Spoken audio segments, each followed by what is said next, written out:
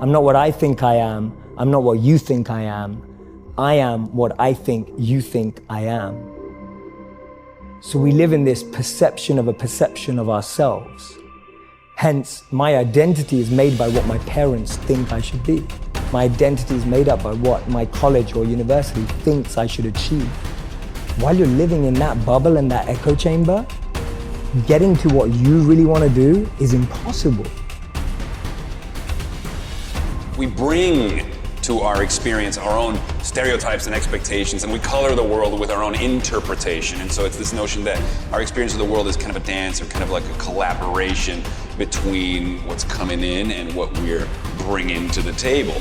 And so what that tells us is, no, we don't have a direct experience of reality. We don't have an empirical experience of reality. We don't see the world as it is. We see the world as we are. You have to be intentional with what you do, with who you are. The more valid reasons you have to accomplish a dream, the higher the odds are that you will. The first question is your dream really your dream? If your dream isn't really your dream, ain't go to work. I'm telling you, I've been thinking, I've been making calls. That's what I'm asking you to do. What fuels you? The reason why you're so lazy is not because you don't have the ability. You're so lazy because your dream's so small. Stand out today. Be different. Become something different. Stop lying to yourself and stand up and become something with worth, something with more than you've ever been. Your goals that you set for yourself, that's your power. Your ambition is your power. Having time is so powerful. You are powerful.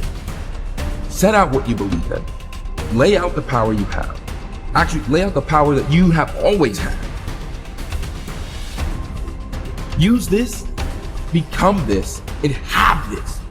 Your power can take you, put you on your path to your success, to the place where you succeed, where you can become more than just ordinary.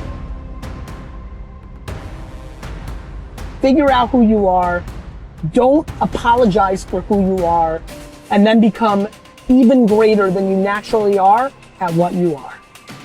Once you understand that every time you lose is an opportunity for you to not only learn that lesson, but take it a +1 step past the lesson, you'll start to appreciate those lessons.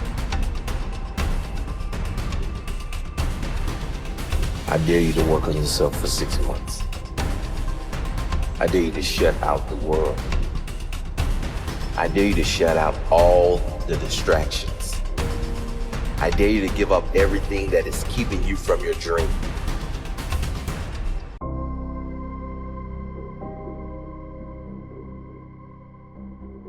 It's been important for me to empower my children, but not only my children, but thousands of young people across the country.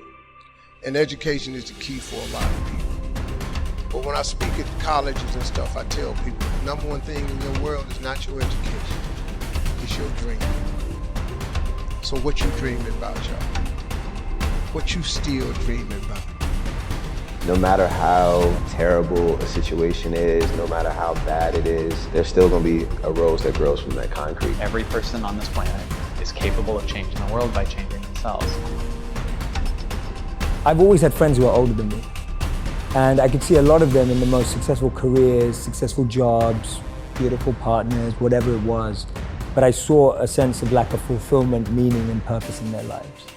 And I've always been an observer, and I would see these people who are like 5 years older than me, 7 years older than me, maybe 10 years older than me. And I'd be watching them and go, is that the life I want? And often the advice I give to people today is fast forward where you are, look at yourself in 10, 15, 20 years time, and ask yourself the question, is that where I want to be? If you're in a company, look at the person who's 20 years ahead of you and ask yourself, is that where I want to be? If you're in a startup, look at where other startups have got to in similar roles and go, is that where I want to be? And if the answer is no, then you need to find a new path. You set the small goals, you achieve those goals, then set some more and achieve those, and set some more goals, maybe a little bit bigger, but not that much bigger. You pay attention to the progress. Just Start small. Start with changing tomorrow morning, just tomorrow morning. Get that squared away. And then move on to the next day and the next, and move your life to a better place. One little step, one little victory at a time. You should dream outlandish dreams. If it's in your imagination, it's possible. Do you know that you can't think of something that can't happen? You know it's impossible to think of the impossible. It's not possible. So if you think it, it's possible. And if you live your life in possibilities instead of probabilities, you have a greater chance of finding happiness. Guess what I had to do at age 25 in order to change my own future? I had to change my mind. I had to change my thinking. I had to change my philosophy. I was messed up on what was causing my problems. Once I got that straightened out, that all the stuff I blamed, government, taxes, marketplace, the economy, and things cost too much, negative relatives, cynical neighbors. Once I got rid of that and started going for where the real problem was, which was me, telling you my life exploded into change. My bank account changed immediately. My income changed immediately. My whole life took on a whole new look and color immediately.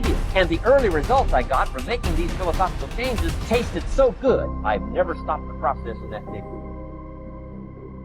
What I'm sharing with you is stuff that everybody can apply today. If you are sitting in here thinking that you're too old to listen to what Steve, hell, I'm 60. I'm 60 years old, but I still rely on my imagination. See, if you think you're too old to make it, let me give you a prime example. Colonel Sanders. Colonel Sanders has been frying chicken his whole life. He was telling everybody he had the best chicken in the world. Ain't nobody believing it. They turned him down everywhere. Colonel Sanders didn't get a franchise till he was in his 60s. Kentucky Fried Chicken sell more chicken than anybody in the world today. So if you're sitting there thinking because you got a little gray on you, you too late, as long as God waking you up in the morning, that's the sign that he ain't through with you. So what you tripping for? You sitting up in here like God can't do nothing for you because you 60. Man, you know what I'm asking God for right now? And I'm 60. If you could see my vision board, you would be blown away. Because I got enough right now. I really know, but I ain't in the need business. I'm in the want business. Ain't nothing wrong with wanting something. Quit going down to these churches y'all sitting up in here going down to, keeping you in these little boxes. God got a big life for you. Another fringe benefit of setting goals is what it does for your ability to manage your time effectively. This is no small thing.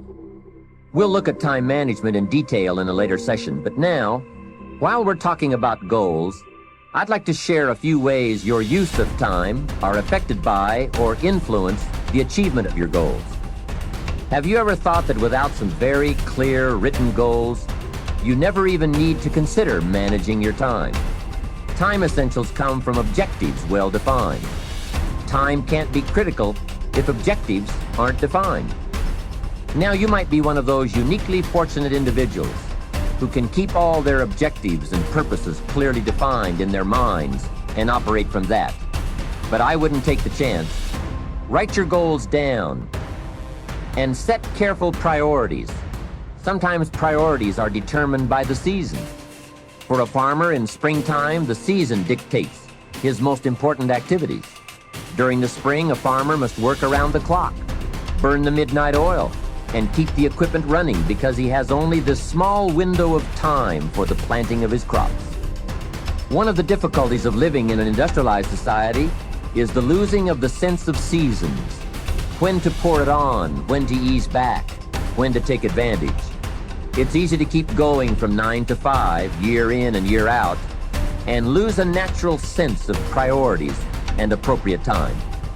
Don't let one year just blend into the next. Keep an eye on your own seasons, lest you lose track of values and substance.